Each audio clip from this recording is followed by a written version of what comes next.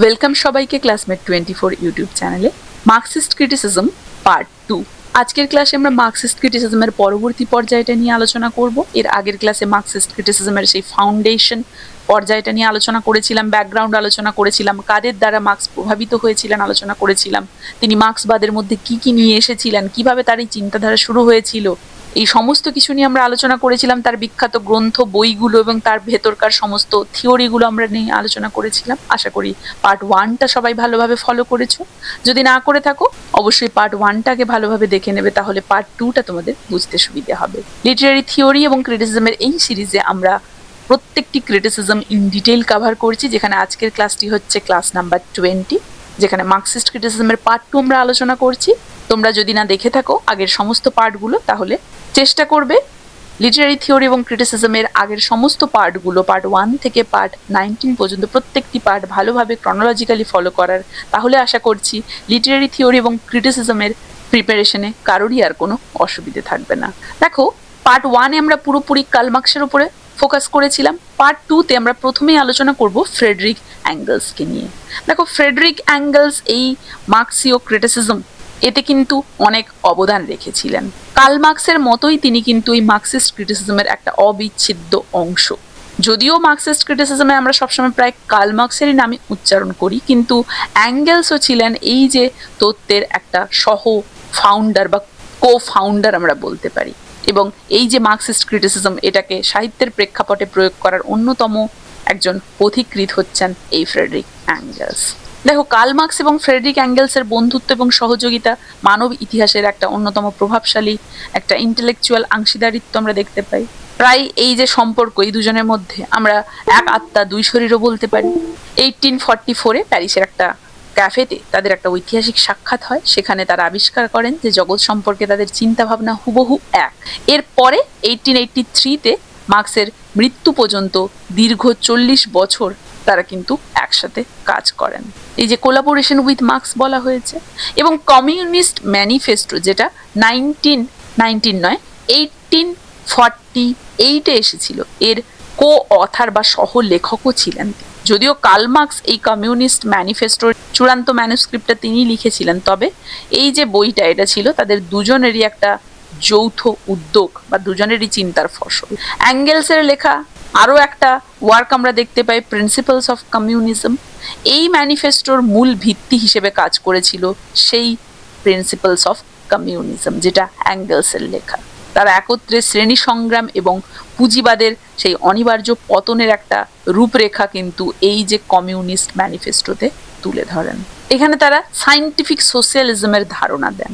কেন তারা এটাকে সায়েন্টিফিক বলেছিলেন? কারণ কি, মার্কসের আগের যে সমাজতন্ত্রীরা, সোশ্যালিস্টরা, যেমন সেন্ট সাইমন, রবার্ট ওয়েন, এরা কেবল একটা আদর্শ সমাজের স্বপ্নই দেখতেন, কিন্তু সেটা কিভাবে আসবে তার কোনো বাস্তব রূপরেখা তারা দেখাতে পারেননি। তো মার্কস ফলে সেটাকে ইউটোপিয়ান বা কাল্পনিক বলে সমালোচনা করেছেন তাদের, যে তারা তো কোনো বাস্তব রূপরেখা, সেই আদর্শ সমাজ কিভাবে গড়ে উঠবে সেটার কোনো রূপরেখা দিতে পারেননি।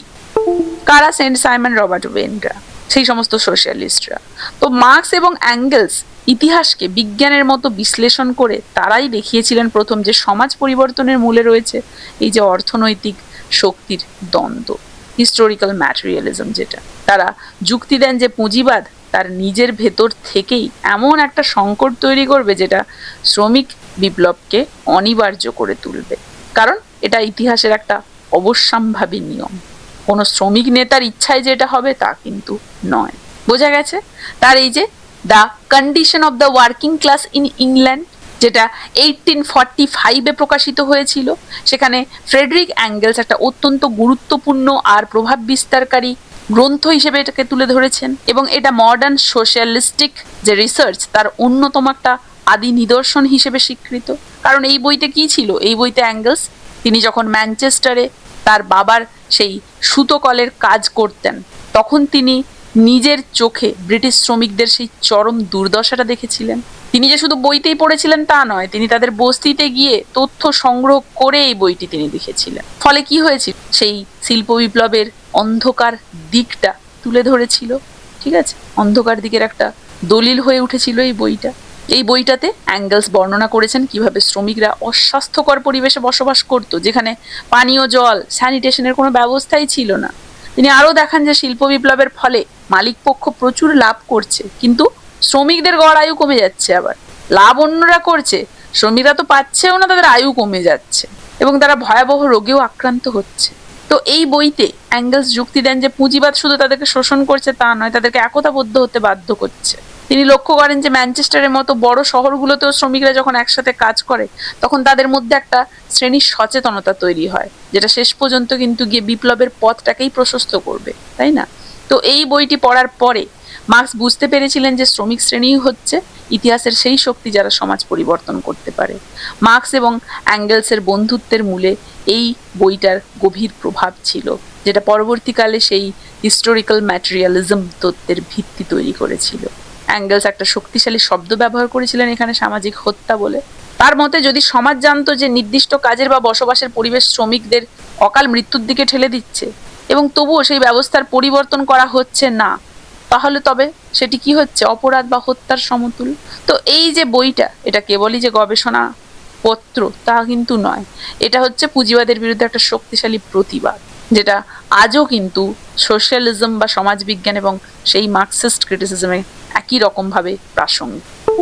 1884 সালে প্রকাশিত তার এই যে বই the origin of the family, private property and the state, এই বইটি মার্ক্সবাদী নারীবাদী চিন্তার প্রধান একটা ভিত্তি। অ্যাঙ্গেলস নৃবিজ্ঞানী লুইস হেনরি মর্গানের গবেষণার ব্যবহার করে দেখান যে আদিম সমাজে মানুষের ব্যক্তিগত সম্পত্তি ছিল না। তখন সমাজ কি ছিল? মাতৃতান্ত্রিক, অর্থাৎ বংশ পরিচয় নির্ধারিত হতো মায়ের দিক থেকে এবং নারীদের সামাজিক মর্যাদা ছিল অনেক বেশি। যখন মানুষ পশুপালন এবং কৃষিকাজ শুরু করলো তখন সেই যে উদ্বৃত্ত সম্পদ এবং ব্যক্তিগত সম্পত্তির জন্ম শুরু হলো এবং এই সম্পত্তির মালিকানা চলে গেল পুরুষদের হাতে। নিজের সম্পত্তি নিজের সন্তানদের দেওয়ার জন্য পুরুষরা নারীর ওপরে নিয়ন্ত্রণ আরোপ করলো। অ্যাঙ্গেলসের ভাষায় এটা ছিল নারী জাতির বিশ্ব ঐতিহাসিক পরাজয়, the world historical defeat of the female sex. এবং অ্যাঙ্গেলস যুক্তি দেন এই যে মোনোগ্যামাস ফ্যামিলি এটা কিভাবে এসেছিল না, পুরুষের সম্পত্তি রক্ষার প্রয়োজনেই এটা এসেছিল। নারীকে ঘরের চার দেওয়ালে বন্দি করে তারা যৌনতাকে নিয়ন্ত্রণ করা শুরু করলো, যাতে সম্পত্তির ওপরে উত্তরাধিকারী নিশ্চিত করা যায়। পুঁজিবাদী সমাজে নারীর অবস্থাকে অ্যাঙ্গেলস ঘরোয়া দাসত্ব হিসেবে বর্ণনা করেছেন। পুরুষ বাইরে শ্রম বিক্রি করে অর্থ উপার্জন করছে আর নারী ঘরে বিনা পারিশ্রমিকে সেবা দিচ্ছে। এই যে পুরুষের শ্রম পাবলিক স্ফিয়ার আর নারীর শ্রম প্রাইভেট স্ফিয়ার, এর ফলে নারী অর্থনৈতিকভাবে পুরুষের উপরে নির্ভরশীল হয়ে পড়ছে, যেটা শোষণের মূল কারণ। তো মুক্তির পথ কি? তিনি সমাধান হিসেবে কি দেখালেন না অ্যাঙ্গেলস এবং পরবর্তী যে মার্ক্সবাদী নারীবাদীরা, তারা কি মনে করেন যে কেবল ভোট বা আইনি অধিকার দিয়ে নারী মুক্তি আসবে না। তাহলে কিসের প্রয়োজন? যে ব্যক্তিগত সম্পত্তির এই উচ্ছেদ, মানে পুরুষতন্ত্রের অর্থনৈতিক সেই ভিত্তিটাকে ধ্বংস করতে তারা চাইতো। আর কি না, এই যে রান্না, এই যে পরিষ্কার করা, এই যে শিশু পালন, এটা ব্যক্তি বা পরিবারের দায়িত্ব না হয়ে সমাজের যৌথ উদ্যোগে হওয়া উচিত, তবেই এর থেকে মুক্তি পাওয়া যাবে। মানে অ্যাঙ্গেলস প্রমাণ করেছিলেন যে নারীর ওপর পুরুষের আধিপত্য প্রাকৃতিক বা ঈশ্বর প্রদত্ত বিষয় নয়, অর্থনৈতিক এবং ঐতিহাসিক পরিবর্তনেরই ফল। এই যে economic basis of family structure, overthrow of mother right to the world historical defeat of the female sex, husband bourgeois, wife এখানে প্রলেটারিয়েট, এই ধারণাটাও তিনি এখানে দেন। হাজব্যান্ডকে তিনি বুর্জোয়া বা সেই মালিক শ্রেণী আর ওয়াইফকে তিনি প্রলেটারিয়েট বলেন। এটা খুবই গুরুত্বপূর্ণ ছিল মার্ক্সিস্ট ফেমিনিজমের ক্ষেত্রে। এরপরে আরও কিছু মার্ক্সিস্টকে আমরা দেখে নেব। Late 19th century Marxism. দেখো 19শো শতাব্দীর শেষ ভাগে সেই মার্ক্সিস্ট ক্রিটিসিজম বা মার্ক্সীয় সেই তত্ত্বকে একটা সুসংগঠিত দর্শনের রূপ দেওয়ার পেছনে জর্জি প্লেখানভ ইনার গুরুত্ব বা ভূমিকা কিন্তু অপরিসীম ছিল। তাকে রুশ মার্ক্সবাদের জনকও বলা হয়। মার্ক্স এবং অ্যাঙ্গেলসের মৃত্যুর পর প্লেখানভই প্রথম ব্যক্তি যিনি এই মার্ক্সবাদকে একটা পূর্ণাঙ্গ ওয়ার্ল্ড ভিউ হিসেবে তুলে ধরেন। তো এই যে 19th সেঞ্চুরির শেষের দিকে মার্ক্সবাদ বা এই যে প্লেখানভের দর্শন বা মার্ক্সবাদের বিবর্তন কিভাবে এসেছিল, যদিও ডায়ালেকটিক্যাল মেটেরিয়ালিজম বা এই যে দান্দিক বস্তুবাদ, এটা মার্ক্সই চর্চাটা এই দর্শনের শুরু করেছিলেন, তবে এই যে শব্দটা প্রথম প্লেখানভই ব্যবহার করেন। তিনিই প্রমাণ করেন যে মার্ক্সবাদ প্রকৃতি এবং সমাজ বোঝার একটা বৈজ্ঞানিক পদ্ধতি, শুধুমাত্র একটা ইকোনমিক্যাল থিওরি নয়। 1895-এ তার বিখ্যাত গ্রন্থ the development of the monist view of history প্রকাশ করেন তিনি। এই বইতে তিনি দেখান যে মানুষের চিন্তা, সংস্কৃতি এবং সাহিত্য বিচ্ছিন্ন কোনো বিষয় না, এগুলো সবই কিন্তু সমাজের অর্থনৈতিক কাঠামোর উপরে নির্ভরশীল। এবং তার এই বইটা লেনিন সহ পরবর্তী রুশ বিপ্লবীদের উপরে কিন্তু গভীর প্রভাব ফেলেছিল। এবং প্লেখানভই প্রথম ব্যক্তি যিনি মার্ক্সীয় এই যে তত্ত্বকে সাহিত্যে প্রয়োগ করেছিলেন। তিনি মনে করতেন কোনো সাহিত্যকর্মের মান বিচার করতে গেলে কিন্তু দেখতে হবে সেই সময়ের সামাজিক এবং অর্থনৈতিক সত্যটাকে কতটা সেই সাহিত্যটা তুলে ধরতে পেরেছে। তার মতে শিল্পীর সৃজনশীলতাও মূলত তার সেই সামাজিক শ্রেণীর অভিজ্ঞতারই একটা প্রতিফলন। তিনি একটি বিখ্যাত মডেল দিয়েছিলেন যেটা সমাজ এবং সংস্কৃতি কিভাবে কাজ করে সেটা ব্যাখ্যা করেছিল, যেখানে আমরা উৎপাদিকা শক্তির অবস্থা, এর ওপর ভিত্তি করে তৈরি অর্থনৈতিক সম্পর্ক, একটা নির্দিষ্ট সামাজিক রাজনৈতিক অবস্থা, সামাজিক মানুষের মনুষ্যত্ব এবং নানা ধরনের মতাদর্শ বা আইডিওলজি পেয়েছিলাম। প্লেখানভ রাশিয়ার তৎকালীন সেই নর্ডেনিক বা কৃষক বিপ্লবীদের ভুল ধরিয়ে দিয়েছিলেন। তিনি যুক্তি দিয়ে বলেছিলেন রাশিয়ার বিপ্লব কৃষকদের হাত ধরে আসেনি, শিল্প শ্রমিকদের হাত ধরেই এসেছিল, কারণ রাশিয়া ধীরে ধীরে পুঁজিবাদে প্রবেশ করেছিল। তার আমরা বিখ্যাত ওয়ার্কের মধ্যে আরো পাবো socialism and political struggle, the role of the individual in history. বোঝা গেছে তাহলে he established Marxist literary theory foundation, মানে তিনিই প্রথম ব্যক্তি যিনি মার্ক্সীয় তত্ত্বকে সাহিত্যে প্রয়োগ করেন। এই প্লেখানভ লেনিনের সাথে মিলে একসাথে রুশ সোশ্যাল ডেমোক্রেটিক লেবার পার্টি গঠন করে। তবে পরবর্তীকালে যে যার আইডিওলজি মেলে না, কৌশলগত কারণে বিরোধ তৈরি হয় এবং প্লেখানভ মেনসেভিক দলের সাথে তিনি যুক্ত হন। মানে প্লেখানভ 19th সেঞ্চুরিতে বা 19th সেঞ্চুরির শেষের দিকে মার্ক্সবাদকে কেবল রাশিয়ার কাছেই জনপ্রিয় করে তোলেননি, বরং ইউরোপের কাছেও এই যে মার্কসিজম, এটাকে শক্তিশালী একটা দার্শনিক এবং সাহিত্যিক হাতিয়ার হিসেবে তুলে ধরেছিলেন। বোঝা গেছে। এরপরে আমরা দেখব লেনিনকে, Lenin and Marxist cultural theory. দেখো, ভ্লাদিমির লেনিন মার্ক্সীয় সমালোচনাকে শুধুমাত্র একটা তাত্ত্বিক আলোচনা যে ছিল এটা তা নয়, সেটা থেকে বের করে এনে একটা রাজনৈতিক লড়াইয়ের একটা হাতিয়ারে পরিণত করেছিলেন। তার চিন্তা এবং তার কাজের মাধ্যমে মার্ক্সীয় সেই সমস্ত কালচারাল থিওরি বা সাংস্কৃতিক তত্ত্ব একটা নতুন মাত্রা পেয়েছিল, যেটা পরবর্তীতে লেনিনবাদ নামে পরিচিত ছিল। তাহলে দেখো, এই থিওরি প্রয়োগ করে তিনি এটাকে রাজনৈতিক লড়াইয়ের ময়দানে নামিয়ে এনেছিলেন, যার ফলে এটাকে লেনিনবাদ পরে আমরা লেনিনবাদ হিসেবে চিনেছিলাম। Party organisation and party literature. দেখো, 1905 সালে লেনিন তার এই বিখ্যাত নিবন্ধ, এটাতে কি যুক্তি দিয়েছিলেন যে সাহিত্য কোনো ব্যক্তিগত কাজ হতে পারে না যেটা সমাজের বাইরে।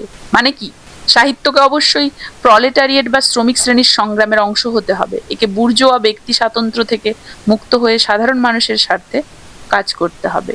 আমরা তার থিওরি অফ রিফ্লেকশন পেয়েছিলাম, প্রতিফলনের তত্ত্ব। তিনি বিশ্বাস করতেন যে সাহিত্য হচ্ছে বাস্তব জগতের একটা প্রতিফলন। তার বিখ্যাত প্রবন্ধ Leo Tolstoy as mirror of the Russian রেভলিউশনে তিনি এই তত্ত্বটা প্রয়োগ করেন। লেনিন দেখিয়েছিলেন যে টলস্টয় নিজে একজন রক্ষণশীল জমিদার হওয়া সত্ত্বেও তার উপন্যাসে তৎকালীন রাশিয়ার কৃষক সমাজের অসন্তোষ এবং বিপ্লবের আগের পরিস্থিতি নিখুঁতভাবে প্রতিফলিত হয়েছে। অর্থাৎ লেখকের ব্যক্তিগত মতাদর্শ যাই হোক না কেন, তার সৃষ্টি যদি মহান না হয় তবে সেটা সামাজিক সত্যটাকেই কিন্তু তুলে ধরবে। এছাড়াও আমরা তার টু কালচার্স থিওরি পাই, দুই সংস্কৃতির তত্ত্ব। তার মতে প্রতিটি জাতীয় সংস্কৃতির ভেতরে দুটো বিপরীতমুখী ধারা আছে। কি কি না, শোষক শ্রেণীর সংস্কৃতি, আর কি না গণতান্ত্রিক এবং সমাজতান্ত্রিক সংস্কৃতি। শোষক শ্রেণী যারা বুর্জোয়া বা সামন্ততান্ত্রিক স্বার্থটাকে রক্ষা করছে, আর গণতান্ত্রিক এবং সমাজতান্ত্রিক সংস্কৃতি কি, যার উৎপাদন প্রতিটা জাতির শোষিত এবং সেই সমস্ত মেহনতি মানুষের মধ্যে লুকিয়ে আছে। মার্ক্সীয় সংস্কৃতির কাজ হচ্ছে এই যে দ্বিতীয় ধারাটাকে খুঁজে বের করা এবং এটাকে আরো শক্তিশালী করা। কালচারাল রেভলিউশন পেয়েছিলাম 1917 সালে রুশ বিপ্লবের পরে। লেনিন কি বুঝতে পারেন যে অর্থনীতি বা রাজনীতি পরিবর্তন করলেই যে সমাজ পরিবর্তন হবে তা কিন্তু নয়, মানুষের চিন্তা ভাবনা এবং রুচি বদলাতে হবে। এটাকেই তিনি সেই সাংস্কৃতিক বিপ্লব বলেছিলেন। তিনি শিক্ষার প্রসার, বিজ্ঞান মনস্কতা এবং পুরনো কুসংস্কার দূর করার উপরে জোর দিয়েছিলেন, যাতে সাধারণ মানুষ সেই রাষ্ট্র পরিচালনার উপযুক্ত হয়ে উঠতে পারে। তিনি প্রলেটকুট নামক একটা কট্টরপন্থী আন্দোলনের বিরোধিতা করেছিলেন, যারা মনে করত অতীতের সমস্ত শিল্প সাহিত্য ধ্বংস করে একদম নতুন শ্রমিক সংস্কৃতি তৈরি করতে হবে। তিনি মনে করতেন মানবজাতি বিগত হাজার হাজার বছরে যা কিছু শ্রেষ্ঠ সৃষ্টি করেছে তা থেকে শিক্ষা নিয়ে তাকে মার্ক্সীয় দৃষ্টিতে সংস্কার করেই নতুন সমাজতান্ত্রিক সংস্কৃতি গড়ে তুলতে হবে, সেগুলোকে ধ্বংস করলে মোটেও সেটা সম্ভব হবে না। মানে লেনিনের কাছে সংস্কৃতি ছিল একটা আদর্শিক ফ্রন্ট, আইডিওলজিক্যাল ফ্রন্ট, যেটা তিনি সাহিত্য এবং শিল্পকে নিরপেক্ষ কিছু বলে মনে করতেন না। তিনি সাহিত্য এবং শিল্পকে মনে করতেন যে হয় এটা শোষকের পক্ষে কাজ করবে, না হয় শোষিতদের মুক্তির পথ দেখাবে, নিরপেক্ষ বলে কিছু হয় না। মানে সাহিত্য এবং সংস্কৃতি নিরপেক্ষ মোটেও নয়। এই যে art cannot be neutral, either এটা শাসক শ্রেণীকে আরো বল বা আরো তাদের শোষকের পক্ষে করে তুলবে, তাদের কাজের পক্ষে করে তুলবে, বা শোষিতদেরকে একটা পথ দেখাবে। Neutral it cannot. Literature must serve revolutionary party, এটাও আমরা বুঝলাম, তাই না? তাহলে তার কি আইডিয়াস এর মধ্যে আমরা পেলাম, freedom of press must align with party ideology, bourgeois freedom is illusion. Next আমরা দেখতে পাবো কাকে? এই মার্ক্সীয় সাংস্কৃতিক তত্ত্বে আমরা নেক্সট দেখতে পাবো লিওন ট্রটস্কিকে, যিনি এই যে মার্ক্সীয় সাংস্কৃতিক তত্ত্ব, এই তত্ত্বের এক অনন্য এবং প্রভাবশালী কণ্ঠস্বর ছিলেন। লেনিন যখন সংস্কৃতিকে পার্টিগত বা রাজনৈতিক হাতিয়ার হিসেবে দেখেছিলেন, ট্রটস্কি সেখানে এটাকে একটা সৃজনশীল স্বাধীনতা বা শিল্পের সেই অ্যাস্থেটিক মানের ওপরে অনেক বেশি গুরুত্ব দিয়ে এটাকে দেখেছিলেন। তার সবচেয়ে বিখ্যাত বই আমরা লিটারেচার অ্যান্ড রেভলিউশন পাই, যেটা 1923-এ এসেছিল, যেখানে তিনি শিল্পের সেই আপেক্ষিক স্বাধীনতা বা অটোনমি অফ আর্ট বলেছিলেন। ট্রটস্কি বিশ্বাস করতেন যে যদিও শিল্প সমাজ এবং অর্থনীতির ওপরে দাঁড়িয়ে রয়েছে, কিন্তু শিল্পের নিজস্ব কিছু নিয়ম বা আইন রয়েছে, সেগুলো তাকে মানতে হবে। কোনো কবিতা বা উপন্যাস কেবল রাজনৈতিক প্রচারপত্র হলে হবে না, তাকে শৈল্পিক মানদণ্ডেও উন্নীত হতে হবে। শিল্প কোনো রাজনীতির আয়না তো নয়, এটা একটা বিশেষ ধরনের কাজ, সেটা ভুললে চলবে না। এছাড়া প্রলেটকুটের বিরোধিতা করেছিলেন। ট্রটস্কি লেনিনের মতোই মনে করতেন যে বুর্জোয়া বা সেই পুরনো আমলের সংস্কৃতিকে পুরো ধ্বংস করলে হবে না, সেটাকে ধ্বংস করে রাতারাতি সেই প্রলেটারিয়েট সংস্কৃতি তৈরি করা সম্ভব নয়। সেটা থেকে শিক্ষা নিয়ে, বা তার মতে প্রলেটারিয়েট শ্রমিক শ্রেণীর লক্ষ্য কি হবে? শাসক হয়ে যাওয়া নয়, বরং শ্রেণীহীন সমাজ তৈরি করা। মানে শ্রমিকরা লড়াই করে শাসক হয়ে যাবে, শ্রমিকে পরিণত করবে, এটা তারা চাননি। শ্রেণীহীন সমাজ চেয়েছিলেন, তো তাই কোনো স্থায়ী শ্রমিক শ্রেণীর আর যেন তৈরি না হয় সমাজে, সেই সাম্যবাদের দিকে যেন সমাজ এগোয়, যেখানে সংস্কৃতি কিরকম হবে? ইউনিভার্সাল হিউম্যান বা সার্বজনীন মানবিক। এছাড়াও তার বিখ্যাত ওয়ার্কের মধ্যে আমরা হিস্ট্রি অফ রাশিয়ান রিভলিউশন দেখতে পাই 1932-তে, দ্য রিভলিউশন অফ বিট্রেইড 1937-এ দেখতে পাই। তাহলে তার প্রধান অবদানগুলো কি? না, ট্রটস্কির সবচেয়ে বড় অবদান হচ্ছে লিটারেচার অ্যান্ড রেভলিউশন, যেটাতে তিনি দেখিয়েছেন যে সাহিত্য কেবলই অর্থনৈতিক ভিত্তির ওপরে দাঁড়িয়ে নেই বা অর্থনৈতিক ভিত্তির প্রতিফলন নয়, এটা মানুষের জটিল একটা মনস্তত্ত্ব এবং সামাজিক ইতিহাসের একটা শৈল্পিক সমন্বয়। মার্ক্সীয় সাহিত্যের সমালোচনায় এটিকে একটা ক্লাসিক হিসেবেই গণ্য করা হয়, কারণ মার্ক্স শুধুমাত্র অর্থনীতির ওপরেই বেশিরভাগ ক্ষেত্রে জোর দিয়েছিলেন। আর কি, তিনি কঠোরভাবে বিশ্বাস করতেন যে শিল্পকে কেবল রাজনৈতিক প্রচারপত্র হিসেবে ব্যবহার করা উচিত নয়। তিনি বিপ্লব পরবর্তী রাশিয়ায় যে সমস্ত লেখক সরাসরি কমিউনিস্ট ছিলেন না কিন্তু বিপ্লবকে সমর্থন করতেন, তাদের সহযাত্রী বলে অভিহিত করেছেন।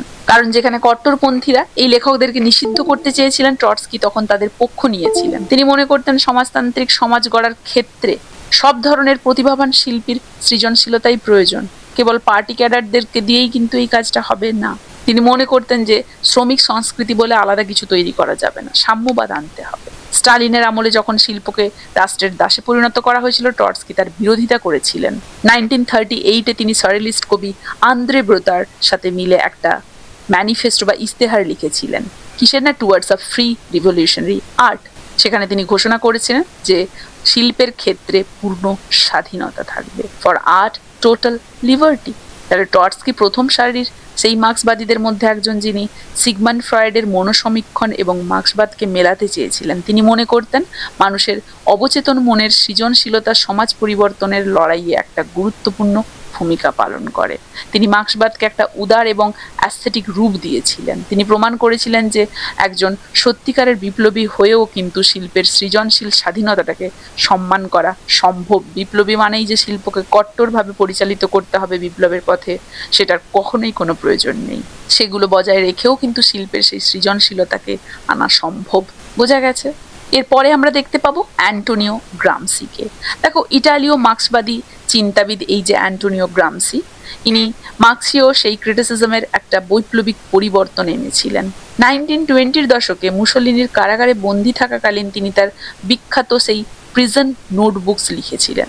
তার সেই বিখ্যাত কনসেপ্ট হেজেমনি আমরা পাই, কালচারাল হেজেমনি। এটা গ্রামসির সবচেয়ে বিখ্যাত তত্ত্ব। মার্ক্স মনে করতেন শাসক শ্রেণী কেবল পুলিশ বা সেনাবাহিনী দিয়ে শাসন করে, আর গ্রামসি কি দেখালেন যে শাসক শ্রেণী কনসেন্ট আদায় করে শাসন করে, শুধুই যে তাদের বল প্রয়োগ করে তা নয়। মানে বিদ্যালয়, গির্জা, মিডিয়া, সাহিত্যের মাধ্যমে শাসক শ্রেণী তাদের চিন্তা ভাবনাকে সারাক্ষণ সাধারণ মানুষের কাছে স্বাভাবিক এবং কমন সেন্স হিসেবে প্রতিষ্ঠিত করছে। একে হেজেমনি বলা হচ্ছে বা আধিপত্য। হেজেমনি মানে হচ্ছে আধিপত্য। গ্রামসি বুদ্ধিজীবীদেরকে দুটো ভাগে ভাগ করে দিয়েছিলেন, ট্র্যাডিশনাল আর কি অর্গ্যানিক। ট্র্যাডিশনাল ইন্ডিভিজুয়ালস কারা? ট্র্যাডিশনাল ইন্টেলেকচুয়ালস কারা? যারা নিজেদের নিরপেক্ষ বলে দাবি করলেও কিন্তু তারা নিরপেক্ষ নয়, সেই পুরনো সমাজ ব্যবস্থাকে তারা টিকিয়ে রাখছে, শিক্ষক, যাজকেরা। আর অর্গ্যানিক কারা? না, এরা হচ্ছে প্রতিটা শ্রেণী তাদের নিজস্ব বুদ্ধিজীবী তৈরি করে, সেই সমস্ত বুদ্ধিজীবীরা। যেমন শ্রমিক শ্রেণীর মুক্তির জন্য তাদের নিজস্ব সেই অর্গ্যানিক বুদ্ধিজীবী প্রয়োজন, যারা সাধারণ মানুষের ভাষায় বিপ্লবের কথা বলবে। তো এই যে বুদ্ধিজীবীরা প্রত্যেক শ্রেণীর, তারাই অর্গ্যানিক বুদ্ধিজীবী। তাহলে অ্যান্টোনিও গ্রামসির এই যে হেজেমনি বা আধিপত্য, এই তত্ত্বটা আধুনিক রাষ্ট্র এবং সমাজ ব্যবস্থায় শাসক শ্রেণীর ক্ষমতা টিকিয়ে রাখার একটা কৌশল, সূক্ষ্ম কৌশল।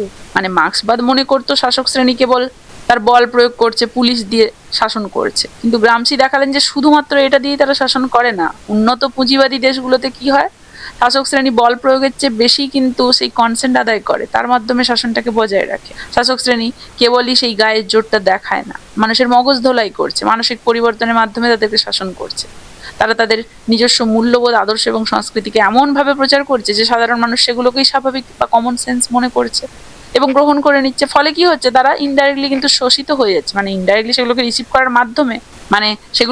করার মাধ্যমে ইনডাইরেক্টলি তারা কিন্তু শাসক শ্রেণী যারা শোষিতই হচ্ছে, কিন্তু সে সেটাকে সমাজ ব্যবস্থার অংশ বা সাধারণ বা কমন হিসেবেই সেটাকে দেখছে এবং ভাবছে এই সমাজ ব্যবস্থাই শ্রেষ্ঠ, তাই না? এই যে কালচারাল লিডারশিপ সেভস কনসেন্ট, বোঝা গেছে। Dominant class controls not only economy but culture and ideology, এটাও আমরা দেখতে পাচ্ছি। আর হেজেমনি কি কি কানেক্ট করে? না, ইকোনমিক বেস, সুপারস্ট্রাকচারাল ইনস্টিটিউশনকে কানেক্ট করে।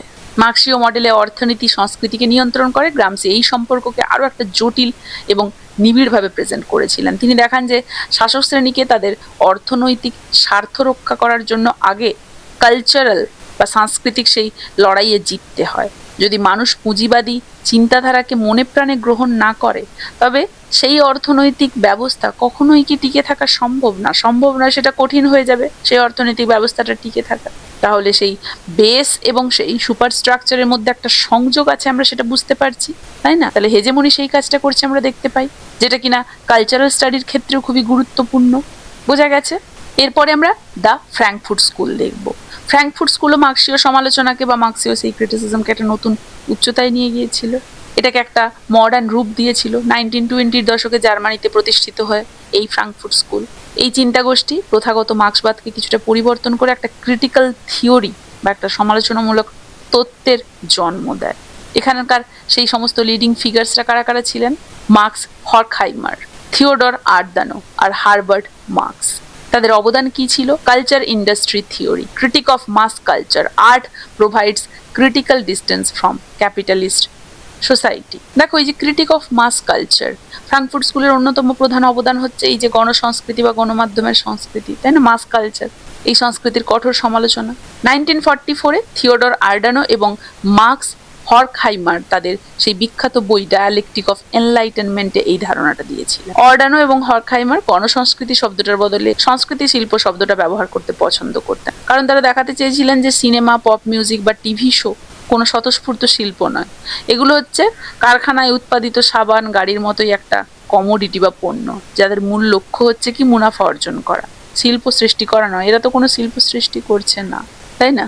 আর এই যে কালচার ইন্ডাস্ট্রি থিওরি হচ্ছে হর্কহাইমার এবং আডার্নোর আরও একটা বৈপ্লবিক তত্ত্ব, যেটা 1947-এ আমরা দেখতে পেয়েছিলাম তাদের বিখ্যাত বই ডায়ালেকটিক অফ এনলাইটেনমেন্টে। এই তত্ত্বের মূল কথা কি? না, আধুনিক পুঁজিবাদী সমাজের সংস্কৃতি এখন আর স্বতঃস্ফূর্ত শিল্প নয়, এটা একটা কারখানায় উৎপাদিত পণ্যের মতো, যার মূল লক্ষ্য হচ্ছে কি না শুধুমাত্র মুনাফা অর্জন করা বা সামাজিক নিয়ন্ত্রণ করা। এই ফ্রাঙ্কফুর্ট স্কুলের সেই সমস্ত থিঙ্কারদের মতে সত্যিকারের শিল্প কেবল বিনোদন নয়, এটা আমাদের পুঁজিবাদী সমাজ থেকে একটা ক্রিটিক্যাল ডিস্টেন্স তৈরি করতে সাহায্য করে। পুঁজিবাদী ব্যবস্থায় আমরা এতটাই ডুবে থাকি যে শোষণগুলো আমাদের কাছে স্বাভাবিক মনে হয়ে ওঠে, তাই না? শিল্প আমাদের সেই স্বাভাবিকতা থেকে দূরে সরিয়ে এনে সমাজকে একটা নতুন চোখ দিয়ে দেখতে শেখায়।